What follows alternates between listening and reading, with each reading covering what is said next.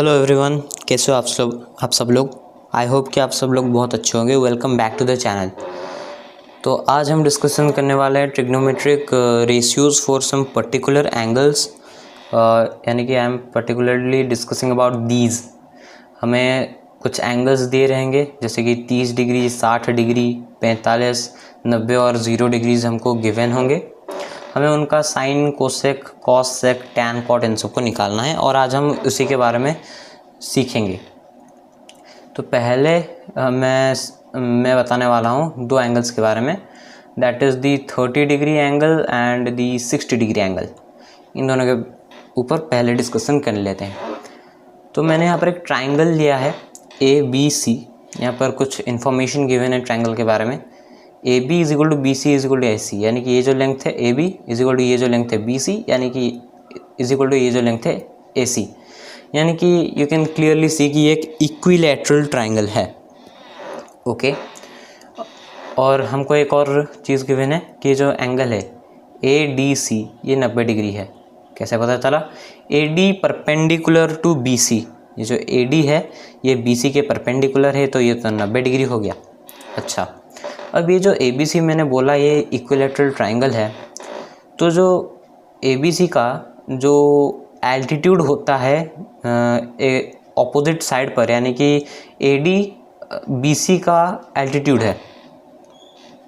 AD जो है ABC triangle का एल्टीट्यूड है ओवर BC, और ये BC को पूरे इक्वली हाफ में डिवाइड करता है, यानी कि ये वाला जो पार्ट है BD ये D से के इक्वल आता है, यानी कि BD is equal to DC। I hope कि आपने ये सारे प्रूफ्स, मतलब ये जो इक्वेशन है BD is equal to DC का कैसे आया, ये आपने क्लास 9th में पढ़ा ही होगा, राइट? Okay, done.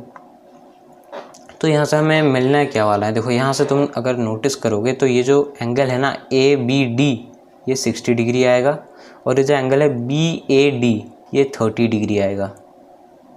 क्यों ये 30 डिग्री क्यों आया? ये 60 डिग्री है, ये 90 डिग्री है, तो ये क्या आएगा? ये 30 डिग्री आएगा।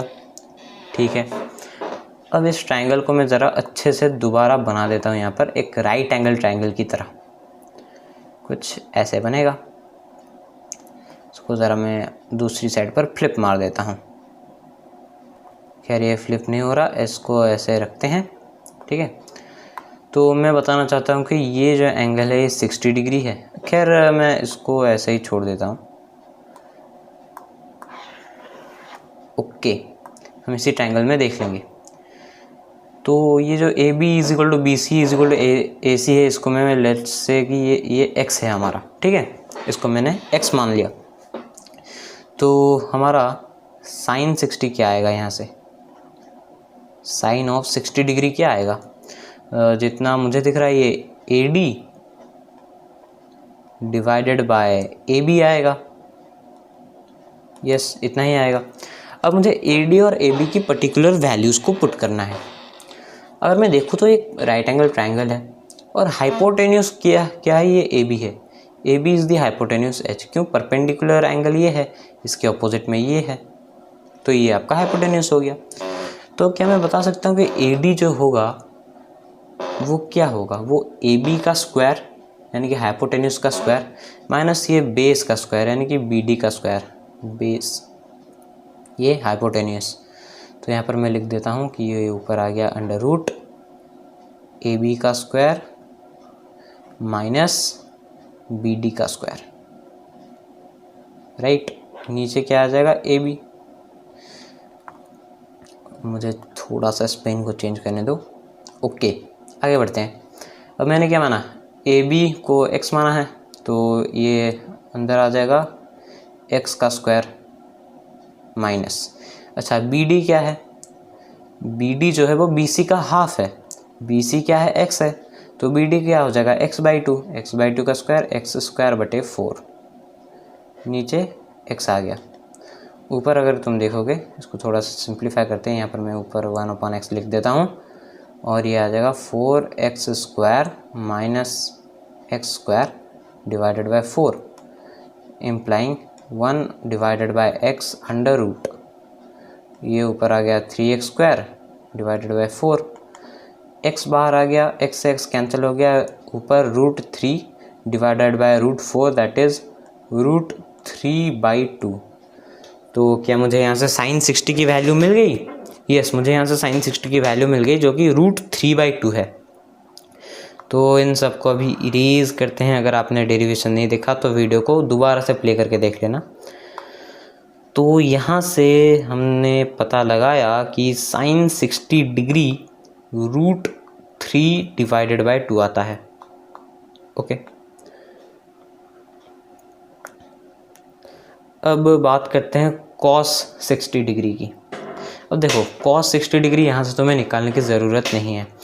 याद करो, प्रीवियस वीडियो में मैंने बताया था कि sine square of x, where x कोई भी एंगल हो सकता है, plus cosine square of x, ये 1 है।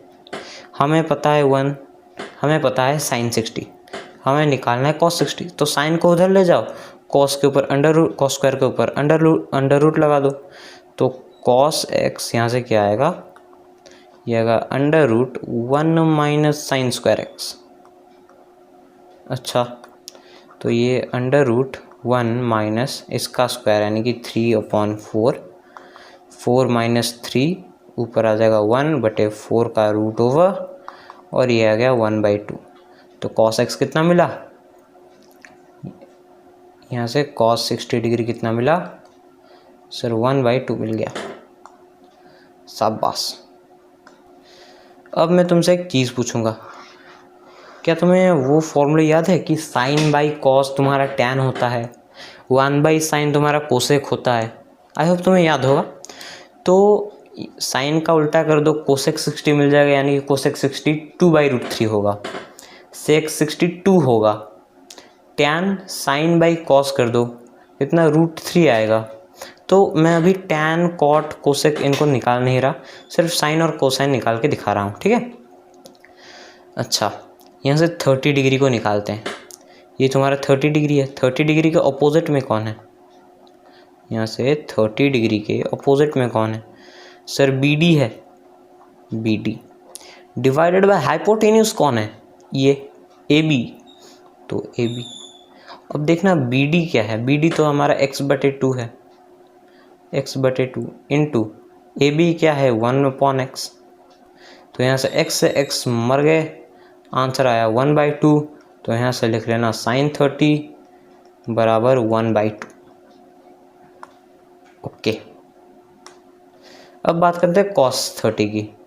कॉस 30 को तुम चाहो तो वो जो फॉर्मूला था sine square plus cos square equal to 1, उससे भी निकाल सकते हो, इस ट्रायंगल से भी निकाल सकते हो। तो कॉस 30 बराबर यहाँ पर बेस क्या आएगा अब तुम्हारा? ये वाला AD। याद करो प्रीवियस में हमने, छोड़ो यहाँ पर, अब मैं क्यों AD निकालूँ, मैं सीधा फॉर्मूले से ही निकालता हूँ। क्या फॉर्मूला था? एक याद करो, sine of 90 degree minus x तुम्हारा कॉस एक्स था, याद आ रहा है? जी सर। यहाँ पर x की जगह ना 60 डिग्री पुट करो। सर पुट करने से क्या होगा? देखो तो सही। अच्छा सॉरी, यहाँ पर मैंने थोड़ा सा गलत फॉर्मूला यूज़ किया, मतलब फॉर्मूला सही है, मतलब गलत जगह पर यूज़ किया। यहाँ पर साइन x बराबर कॉस 90 माइनस एक्स। अब यहाँ पर x की जगह तुम 60 डिग्री पुट करो, तो यहाँ पर तुम्हें मिला sine 60 is equal to cos 30। Sine 60 क्या है? √3/2। तो यहाँ से कॉस 60 की क्या वैल्यू आया सर? ये आया √3/2। सर ये तो बहुत ही आसान था। यस, ये इतना ही आसान है। ओके, तो हमने पहले 30 डिग्री और 60 डिग्री के साइंस एंड कोसाइंस देख लिए। अब आगे बढ़ते हैं हम 45 डिग्री की तरफ, जो कि अगेन बहुत ही ज़्यादा आसान है। मैंने यहाँ पर एक राइट एंगल ट्राइंगल ड्रॉ किया जो कि राइट एंगल बनाता है एट B। ये पॉइंट B है, यहाँ पर ये राइट एंगल बना रहा है।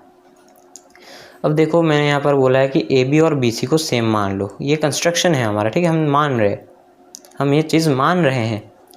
अगर ये दोनों इक्वल हैं तो ये दोनों एंगल्स भी तो इक्वल होंगे। ये जो एंगल BCA और ये जो एंगल BAC, ये दोनों इक्वल होंगे, यानी कि इन शॉर्ट ये 45 डिग्री और 45 डिग्री ही होंगे। अच्छा, अब आए निकालते हैं साइन और कोसाइन जल्दी से।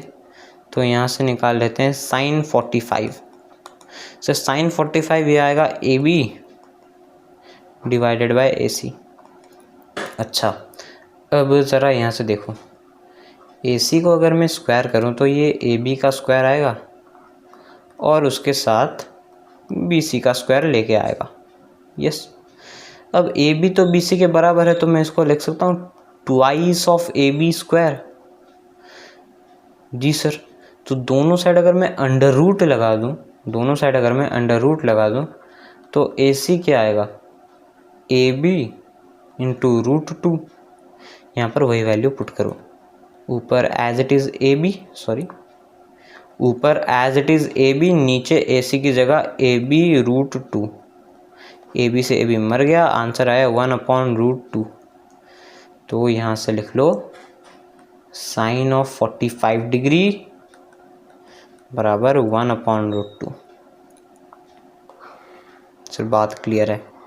क्लियर है ना बात? अच्छा, अब निकालते हैं cos 45। cos 45 यहाँ से देखो, ये cos है, ये BC है, ठीक है, ये जो लेंथ है BC है, ये तुम्हारा बेस है, ये हाइपोटेनियस है, ये आ गया BC बटे AC। देखो BC AB के बराबर है, तो ऊपर आ गया AB, नीचे आ गया AC की जगह √2 AB, AB √2, AB से AB मर गया, ये आ गया 1/√2, यानी कि cos 45 is equal to sine 45 is equal to 1/√2। तो साइन 45 cos 45 के बारे में हमने बात कर लिया। यहाँ पर बता देता हूँ tan 45 क्या आएगा। देखो tan 45 is equal to sine 45 by cos 45, दोनों की वैल्यू सेम है, तो tan 45 1 आएगा, इनको भी याद रख लो। अब आते हैं दो स्पेशल चीज़, एक है तुम्हारा 0 डिग्री और उसके बाद आएगा तुम्हारा 90 डिग्री। पहले हम 0 को डिस्कस कर लेते हैं। अच्छा, 0 को ना डिस्कस करने के लिए मैंने यहाँ पर कुछ फिगर्स बनाए हैं। ये एक ट्रायंगल है, ये सारे एक ही ट्रायंगल है, जिनमें से ये जो एंगल है, ये जो पर्टिकुलर एंगल है जिसको लेट मी कॉल थीटा, तो जैसे थीटा 0 को अप्रोच करेगा, 0 को अप्रोच करेगा मतलब थीटा की कुछ भी वैल्यू होगी, मैं उसको छोटा करते करते 0 के आसपास लेके आऊँगा और एक टाइम पर उसको 0 भी कर दूँगा। तो ट्रायंगल पर क्या क्या इफ़ेक्ट आएगा उसके हिसाब से मैं अभी साइन और कॉस निकालूंगा, ज़रा ध्यान से देखना। तो ये मेरा थीटा है, इसको जैसे मैंने थोड़ा छोटा किया, अब ये मेरा थीटा है। तो देख रहे हो यहाँ पर जो बेस था ये कुछ बड़ा था, यहाँ पर सॉरी ये तो बेस नहीं, ये तो परपेंडिकुलर है, तो यहाँ पर परपेंडिकुलर थोड़ा छोटा हो गया, यहाँ पर और जब मैंने थीटा को छोटा किया तो परपेंडिकुलर और छोटा हो गया, यहाँ पर और छोटा किया थीटा को तो परपेंडिकुलर और देखो और छोटा होता जा रहा, यहाँ पर परपेंडिकुलर और छोटा, और एक टाइम आया जब परपेंडिकुलर पूरा 0 आ गया। और ये कौन सा केस है, जब तुम्हारा एंगल ही 0 आ गया।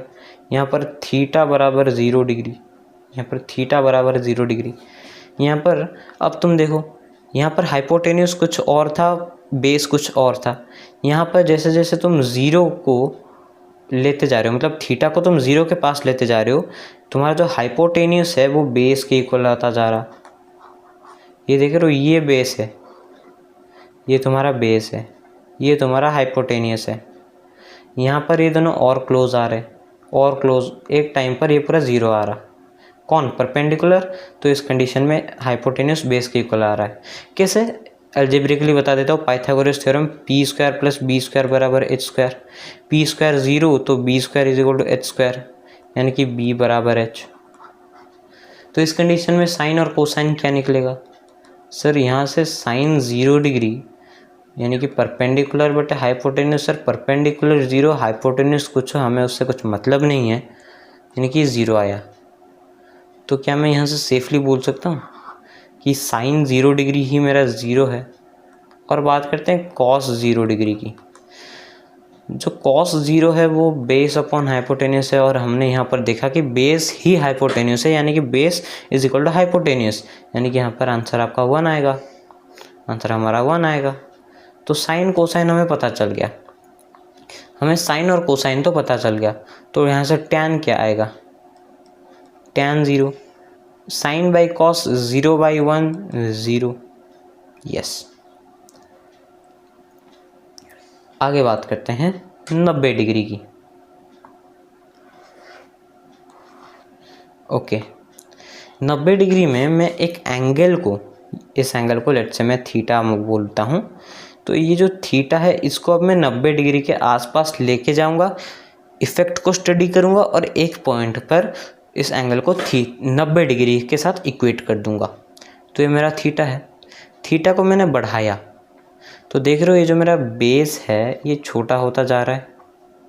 जी सर, ये थीटा है, ये परपेंडिकुलर है, ठीक है, ये तुम्हारा हाइपोटेन्यूस है।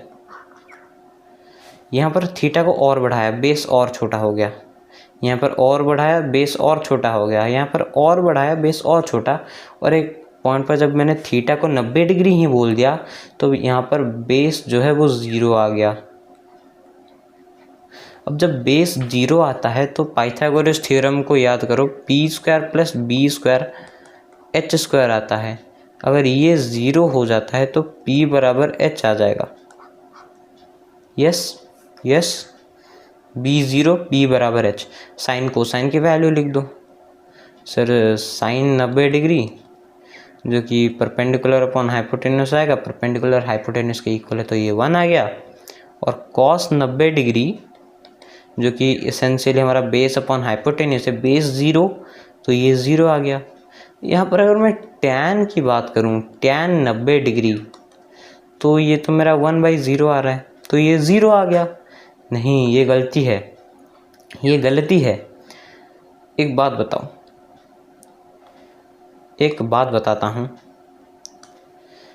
1/0 को हम मैथमेटिक्स में नॉट डिफाइंड भी लिखते हैं, नॉट डिफाइंड भी लिखते हैं, और बहुत बार इसको हम इनफाइनाइट भी बोल देते हैं। इसको बहुत बार हम इनफाइनाइट भी बोल देते हैं। तो इसको हम नॉट डिफाइंड क्यों लिखते हैं? क्योंकि इसका कुछ डेफिनेशन नहीं है, ठीक है। फ्रैक्शन का डेफिनेशन क्या है कि जैसे मैं लिख रहा हूँ 1/2, इसका क्या मतलब है कि भाई मेरे पास एक होल चीज़ थी, एक चीज़ थी, उसको मैंने 2 इक्वल हिस्सों में डिवाइड किया। 2/3 का क्या मतलब है कि भाई मेरे पास 2 चीज़ें थे, उसको मैंने 3 हिस्सों में डिवाइड किया, 3 इक्वल पार्ट्स में मैंने उसको डिवाइड किया। तो इसी एनालॉजी से अगर मैं चलूँ तो मेरे पास एक चीज़ थी, उसको मैंने 0 हिस्सों में डिवाइड किया, तो उसका कुछ सेंस बन रहा है क्या?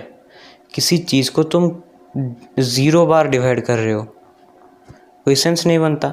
इसलिए हम इसको नॉट डिफाइंड भी बोलते हैं, ठीक है, इसलिए हम इसको नॉट डिफाइंड भी बोलते हैं। तो इसको आज से क्या लिखेंगे? अनडिफाइंड। इसको हम लिखेंगे अनडिफाइंड। सिमिलरली तुम इस वाले केस में भी देखो, tan 0 कितना आ रहा है? 0। तो अगर मैं cot 0 की बात करूं, cot 0 की बात करूं तो ये तो 1/0 आ जाएगा, तो ये भी अनडिफाइंड है, ये भी अनडिफाइंड है। यहाँ पर अगर मैं कोसेक की बात करूं, कोसेक 0 की, तो ये तो 1/sin यानी कि 1/0, तो ये भी तो अनडिफाइंड ही हुआ ना। यस, ये भी अनडिफाइंड है। तो 90 डिग्री सारे एंगल्स की हमने बात कर ली, नॉट डिफाइंड की भी बात कर ली। अब ये इसको बोलते हैं ट्रिग्नोमेट्रिक टेबल। जो कि तुमको याद रखना है, वो तुम्हारे ऊपर डिपेंड करता है कि तुम याद रखोगे नहीं रखोगे। यहाँ पर देखो, यहाँ पर सारे के सारे ट्रिग्नोमेट्रिक रेशियोज दिए गए हैं, ठीक है, और यहाँ पर सारे के सारे वैल्यूज़। तो ये सारे वैल्यूज़ यहाँ पर उनके सारे ट्रिग्नोमेट्रिक रेशियो। जैसे कि 0 डिग्री पर साइन क्या देता है? 0, यानी कि साइन 0 0, कॉस 0 1, tan 0 0, cot 0 क्या होता है? मैंने अभी बताया नॉट डिफाइंड होता है। sec 0 क्या होता है? 1 होता है। क्यों? sec = 1/cos, 1/1 1, cosec 0 not defined. Similarly तुम इस टेबल को याद रख सकते हो अगर तुम चाहो, ठीक है। वैसे तो याद रखने की ज़रूरत नहीं है, बुक में दिया गया है, तुम्हारी मर्ज़ी, याद रखो ना रखो, ठीक है। तो आज के लिए बस इतना ही। वीडियो पसंद आया तो लाइक करना, अपने दोस्तों के साथ शेयर करना, और ऐसे ही कंटेंट्स के लिए चैनल को ज़रा सब्सक्राइब कर देना। और आगे मैं वीडियो लेके आऊँगा लीनियर इक्वेशंस के बारे में। मैंने ट्रिग्नोमेट्री ख़त्म कर दिया, लीनियर इक्वेशंस करेंगे और जब सारे चैप्टर्स ख़त्म हो जाएंगे तो एक बार में सारे के सारे चैप्टर्स का हम प्रैक्टिस भी स्टार्ट कर देंगे। अब से वीडियोस कॉन्टिन्यूसली आने भी स्टार्ट हो जाएंगे। ओके, तो मिलते हैं नेक्स्ट वीडियो में, तब तक के लिए बाय बाय।